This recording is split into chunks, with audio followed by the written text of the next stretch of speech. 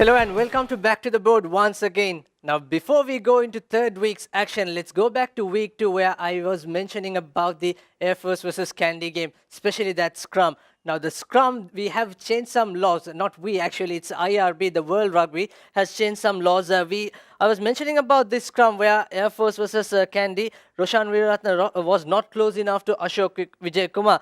Now, the law 20.12 says the scrum half of the one team doesn't win the ball. In this case, Roshan Weeraratne, who doesn't win the ball, he cannot go between the flanker and the number 8.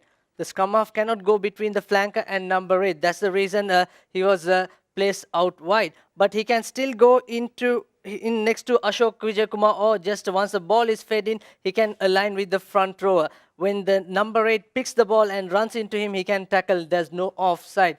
That's what I want to say. But this law, for me, I made it wrong last week. Thanks to my good old friend Gahan Weeraratne of Kandy Sports Club for correcting me. And also, there's one more law change in terms of the scrum, which I want to tell you all.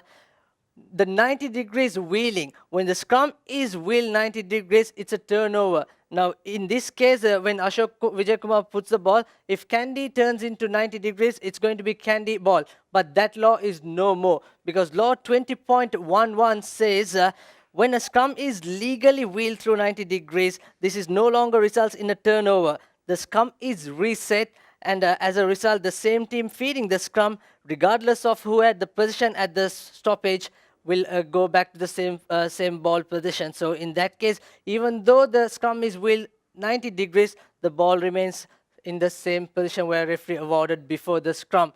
And let's move into week 3 action, where Havelock versus Kandy game. Now, this is one scrum, one perfect solid scrum in the 35th minute of the game. Now, look at this. Dulaj Pereira is here and Chamar Dabare is in the wing.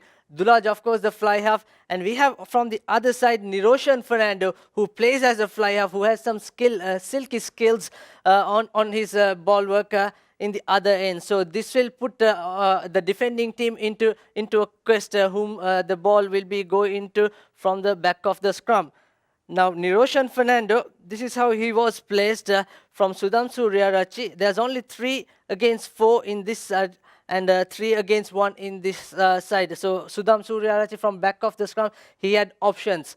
But this is a great move by Sudham. He took the ball from the base and he moved 2 steps, and then he delivered the ball into Niroshan Fernando with a lovely pass. Now, see what's happening next. Niroshan Fernando, with all his experience, taking 3 defenders into him. Taking all 3 defenders into him. And look at Kavindu Pereira's eyes. He is looking at Niroshan Fernando.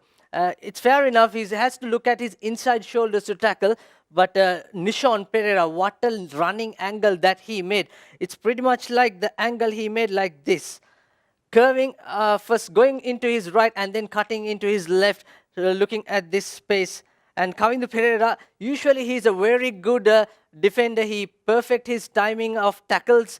But this occasion, he just missed that because Nishon Pereira was like in a flash. But unfortunately, he could not hold on to the ball. He made the knock-on. If he get that ball, thank you very much. It's a brilliant try we should have witnessed on that occasion. Now see the difference, because Dulaj Pereira in one side, Niroshan Fernando in one other side, who can play as a fly half. He took 3 players into him, which is smart play, and then a lovely little pop pass and lovely angle by Nishon Pereira. And also another incident on the same game that we witnessed in the game against CR versus Havelock. Now, CR&FC had so much possession, but they just could not finish that game in style. Now, one incident, it's a turnover ball from here. Havelock's attacking, but CR turned over the ball from here. And somehow Kavindu Di Costa, the scrum half, got the ball. He ran like 3 to 4 meters. He, instead passing to Kavindu Pereira, the winger, he just went into contact over here into his opposite number. What he should have done is simple, basic, just draw and pass, because this guy can run. Probably he's the fastest winger in Sri Lanka at the moment, Kavindu Pereira. If he sends that ball, Kavindu could have made like 15 to 20 meters until he have plenty of time till Sudhamsu Riarachi reach him. He could have kicked and gained more territory. So that's also one incident. So those are the 2 analyses that I picked up for the Back to the Board segment in week 3 of Dialog Rugby League. And until next week, I'm Sabir Kadir signing off for ThePapare.com.